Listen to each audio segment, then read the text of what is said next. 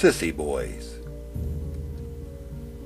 As we kids left the dining room at the orphanage, my friend, David Freddie Hutchins, came running up to me. "Roger, I want to show you something." "What is it?" I asked him. "I can't show you until tonight. However, you have to cross your heart that you'll never, ever, ever tell anyone, okay?" "Okay."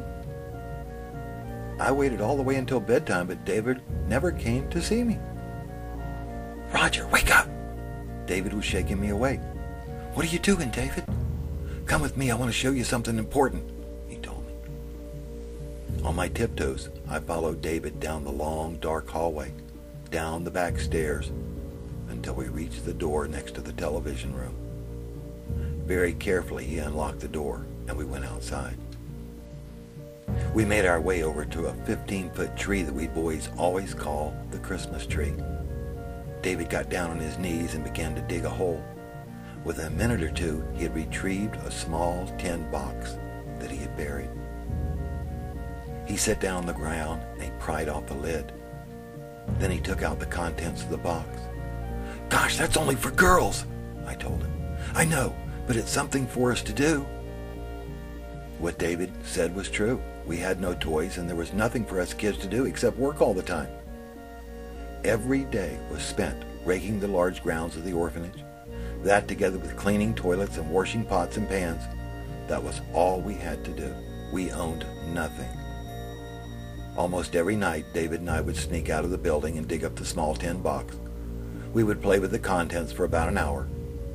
Each time, David would remind me that we were never to tell anyone what we were doing. David and I were about 12 or 13 years old when the orphanage finally sent us off to the Florida School for Boys Reform School at Marianna for running away. When we arrived at the reform school, we were sent to the main office, where we sat for almost an hour. David and I were both scared, and we said not a word to anyone. "Okay, you two follow me to Mr. Curry's office," said a large man who only had one arm. "Who's Mr. Curry?" David asked the man. "Curry's the school psychologist, and he'll make the decision on where you boys will be assigned."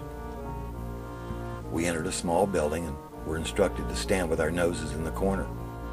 About 10 minutes later, we were taken into Mr. Curry's office. Sitting at a large wooden desk was a balding, heavy-set man in his 50s. He was one mean-looking man. He had big, bushy eyebrows and eyes that stuck out of their sockets. David and I just sat there scared, staring at him. "Are either one of you boys Sissy Boys?" asked Mr. Curry. David and I just sat there looking at one another, wondering what the heck he was talking about. Neither one of us said anything. "Sissy Boys, Sissy Boys," he repeated in a gruff voice. Still, we just sat there staring at him. He swung around in his big wooden chair, and then he sat forward. He picked up the pencil off his desk and he pointed it directly at me. "Have either one of you two ever worn girls' clothing, like panties, bra, anything like that?" he asked as he raised his big bushy eyebrows again. "I rode a girl's bicycle one time," I told him. "I won't count that," he responded. All at once, Mr. Curry got up from his desk and he walked into the outer office. I looked over at David and I said, "What about that tin box, David?" "You keep your mouth shut about that box," he said as he balled up his fist and shook it at me. "But that would be telling a lie," I told him. "You promise, remember?" he said, still shaking his fist at me. Within an hour, our interview was complete. David was assigned to Cottage 1, Washington Cottage, and I was assigned to Cottage 12. Cottage 12 was for children who were in need of further psychological evaluation. I was certainly in need of that. 10 months later, David was released and returned to Jacksonville, Florida. Several months later, I was released. It was almost 40 years before he and I saw one another again. David had gone on to become a police officer and later a private investigator. As for me, I made my way to jail and then on to prison. After we finally met again, it was less than a year before David developed cancer. The day he died, I was standing beside his bed at the hospital. "Roger, I know I'm not going to make it much longer," he said to me.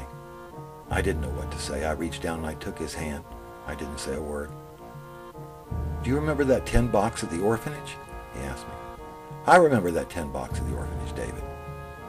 I remember Mr. Curry at the reform school, too, I told him. David smiled. I wonder if that tin box was ever found, he asked me. I don't know, but it sure was nice to have something to do once in a while. Early the next morning, David died.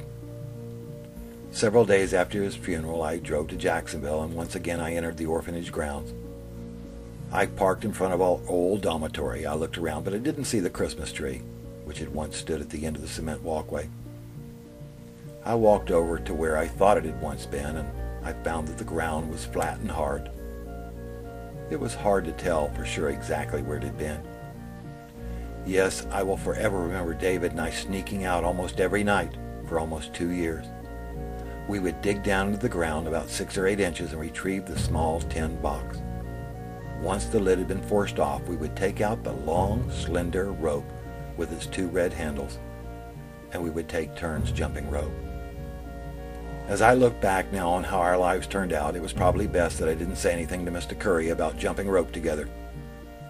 After all, I cannot think of anything more ridiculous and more absurd than an ex-cop and an ex-con jumping rope together.